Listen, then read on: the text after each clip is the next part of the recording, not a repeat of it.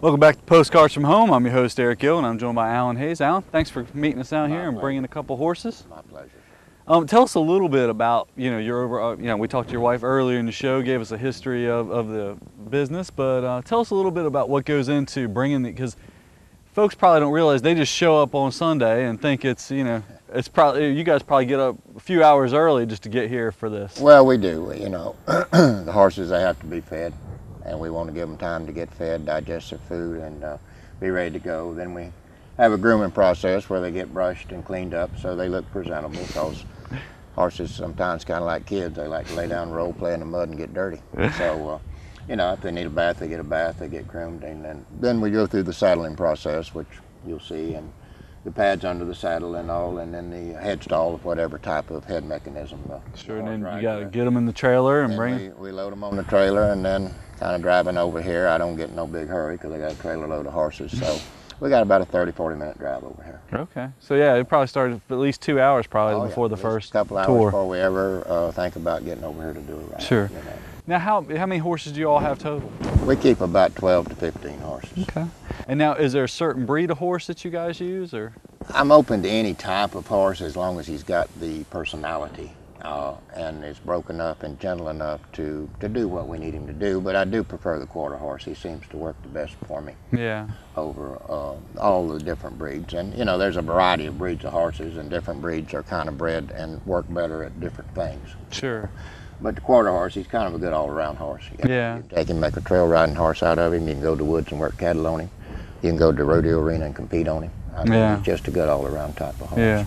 Now, and how long do you, I'm sure every horse is different, but how long does it take for them before they ride? Because I know Colleen said sometimes horses get down there and they see the water and they run, they turn back. Most new horses in all my years over here, and we start a lot of new horses, but either I ride them or I have my people that work for me, we ride them until we feel totally comfortable that I know the ins and outs of that horse and I about know everything he's going to do. Yeah. And once you've been around and rode horses for a long time, you can kind of read a horse, and you'll see what if a problem's going to happen, you can catch it with your eyes before it happens. Yeah. Because they have various mechanisms of their ears, different ways to hold their ears and different things. If they're getting upset about something, or they've got a horse next to him, maybe coming up beside him that they don't really like. Stuff like that. They have two mechanisms, usually the kick or the bite. Yeah. So you try to avoid each one of them. And normally if people would just leave a little room between their horses as they ride, they're fine. I always ask them to leave a leg's length. Okay. That way if one horse got upset and wanted to kick to the other one, he's not going to hit the person. Sure. Sure. Because they have a lot of power in that kick, it hurts. I'm sure. And if you've been around them long enough, you've probably been kicked by one or two at the time, and believe me, it's not any fun. But we just try to put a lot of miles on them horses, and not all horses work for this program. Some horses too high strung to ever work for the program. We want just a good-natured type of a horse that has good manners and has a respect for the bit and handles very good. Sure. And people, you always want a horse when you just pull up a little bit, he stops. Yeah. You don't want to have to drag on him and pull on him and all of that. And that's the thing too, because I guess a lot of these are first-time riders out here, so they don't really know how to. Totally, they don't, and we have a short period of time to kind of give them horsemanship 101 real quick, but then that's why we try to send two guides with them. Sure. So that I've got a man in the front, and that keeps them from getting way ahead of us. And then I've got a fella in the back, and he's looking ahead at those horses, trying to spot any issues or problems, or if that person's too close, we might ask them to move over. Or if they're leaning one side, you might want to sit up straight in the saddle, and different things like that. That all those little things go into making one successful, ride, because we want them to have a enjoyable experience. Absolutely. And I run into a lot of people that are nervous, scared, and I want to relieve all that tension and worrisome from them, so that usually when they come back, they say, listen, it was really great. Sure. Because they'll be nervous at the trailer, and if they'll listen to me, time I get them to the dunes, they're pretty well relaxed. And if you're going to ride, you need to kind of be able to relax yourself and your body. Sure. And then you kind of flow with the horse, rather than being all stiff in nature, and the horse was to step sideways real quick, you might go to the sand, Sure. But fortunately, over all the years, we've been very successful in our safety program, and that's number one with us when we ride. Yeah. At all times is just safety. Well, I'm not nervous, but maybe I'm sure you can give me a few lessons because it's been a while I since brought was. the bucker for you this morning. Okay, great. I'm sure the camera guys will like We'll that. give one. them a good shot of you down there. You know. But no, it's really a great thing. And then horses, you may bring a horse here and go down there twice and he's comfortable. Once they realize the ocean and the water's not going to harm them. Yeah. And the way I usually do it is I just let that new horse walk along beside them older horses. And pretty soon one of those seasoned horses, he'll step his foot out there in the water and that other horse will go with him, because horses are herdish people, groups of animals. They like to kind of stay together. And then once he steps off in it and realizes, well, this ain't too bad, then and you graduate him up and pretty soon he's all right with it. You know, some like it more than others. You know, just like people. Yeah. Like some of us like certain things, some of us like other things. Yeah, I guess they have their own personalities, They have just like. their own personalities. I hadn't run into two that's just alike yet. Yeah. And I've rode them for most of my life, you know. And but they are great animals. And Well, he looks like a good size for me here. I'm not too intimidated by him. no, he's not a real big horse, but he's big enough, you know. Yeah. And it really, but what would amaze you is you can take some smaller horses, and they'll blow your mind with the energy level they carry. So size ain't really got a lot to do. You can take the biggest horse, and he might be the gentlest horse of the string. Because he's the older, more Not experienced. necessarily. It's just his nature. Yeah. You know? And training when they're young horses has probably the most to do with how they were trained and brought up and all. And a lot of times it's not the horse's fault. He just don't know no better, you know, because he hadn't had all that initial good training. And you put a good foundation on a horse, and you've always got somewhere you can go back and begin to correct any problems he might develop as he gets older. All right. And all, and you know, non-riders, I won't say they don't take advantage of them sometimes, because they do, you know, and they get a little lax and don't stay as sharp as they can be. Sure. So different times through the period of the year, we'll take them and we ride them ourselves and tune them up a little bit. Sure. So if we see any bad habits, correcting them, Okay. you know, straightening them out and stuff like that. But they're great animals, they really are, and they're good companions, you know, and that kind of, our kids are grown and all now, so now that's our family, you know. Well, you ready to get me up on one of these things? Anytime you're ready. All right. We'll get right up. You guys, camera guys, are ready, and we'll walk over. We'll just head on over there. Take this one over. All right. His name's Is this Joker? It's Joker. Hey, yeah. Joker. All right.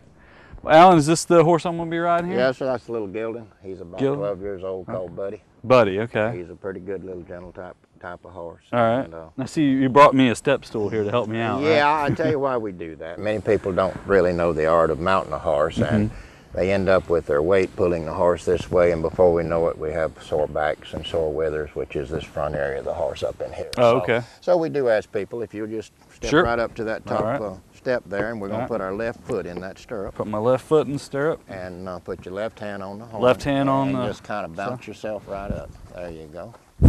All right. Not bad. Now we're going to take a minute here and All we're right. going to Make look sure at my we're going to stance look is at proper. your feet, because as you ride, Uh-huh.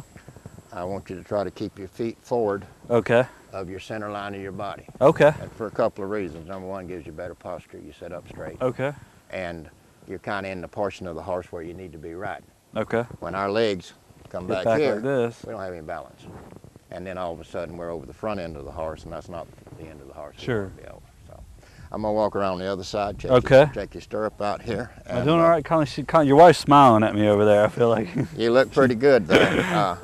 Okay. I think the saddle fits you, and Well, Alan, you said different size. The saddle fits me. They're different size saddles, then obviously it's not just for the horse, but for the rider as well. exactly. I mean, saddles go from probably 13-inch seats to 17, 18-inch seats. My seat's kind of wide. Yeah, well, it's a little bigger than a young person might ride. Yes. But and I want you to be comfortable. I don't want Sure. you to be squoze up into a saddle that doesn't I fit you. appreciate So it. we have to bring a variety of saddles, and a lot of times I mount people by however tall they are with the length of the stirrups, or by the width of the saddle seat, so that we try to give them a comfortable ride. Okay. Now, the next stage, we've got you up there. Uh-huh. We're gonna Show me get how you. to. Okay, I want how to your drive. right hand. This is the steering wheel. Okay. And put one hand in the middle of that rein. Uh-huh. In the middle. All right. We want to keep the reins even on Yep. both sides of their head. It comes down to this little hackamore type rigging that this horse rides. Mm-hmm. And I'd like for your right hand to stay as limber as it'll be. Okay. You know, used to be stiff, be relaxed. All right. Breathe in, blow out, do whatever it takes to chill. Okay. You know. Now, as you're riding along, if you want to slow down, you just pull this hand back Pull it a little back. bit. Okay. You see her head come back Yep. to you. See his head come back Yep. to you. Hey, now, buddy. as he slows down, we're going to let the pressure on.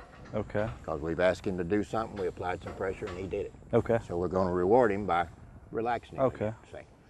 Now, if you want to turn to the right, these horses are what they call neck rein horses. You just take your hand to the right. All right. You see his head come around, or you come back There to you the go. left. See.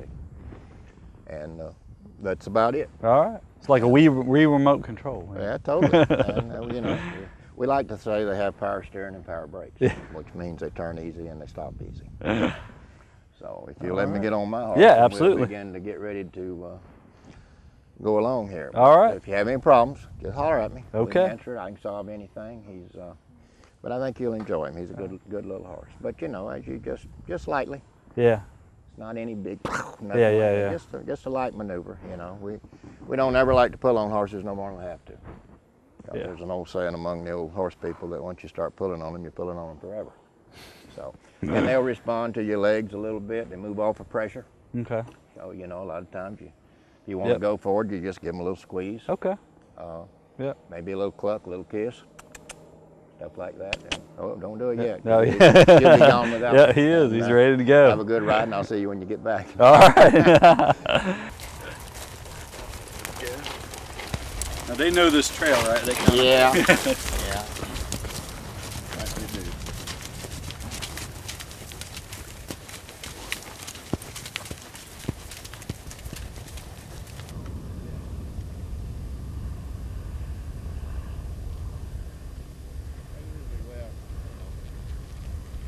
You'll see it through here. I wouldn't say, oh, that's my horse. Yeah, that's true. It could be If somebody had a else's. permit, came over here to ride, we'd have to have it checked out and see if it's my horse. Yeah, But you got a beautiful ocean this morning. it is. Now, how did the fishermen react to the horses? They used to it? Yeah, we respect everybody over here. Sure. So, and if they can dig, when we get to them, we get right around them. Okay. Plenty of room, so we don't encroach on them. Get along with everybody. Yeah. It's not bad.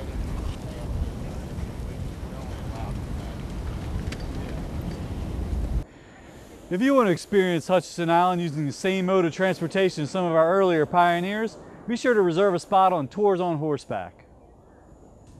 Offering several trips each and every Sunday at Frederick Douglass Beach, Tours on Horseback offers a rare opportunity to ride horses on the beach. It's one of the few places in the state of Florida where horses are allowed on the beach. Frederick Douglass Memorial Park is located at 3800 State Road A1A in Fort Pierce, just 4 miles north of the St. Lucie Nuclear Power Plant and 4 miles south of the Fort Pierce Inlet. In operation since 1994, Alan and Colleen Hayes take participants along the sandy shores of Hutchinson Island for an hour-long ride, covering roughly 3 miles of coastline. Tours are open to everyone over the age of 10. Newcomers and veteran riders are welcome.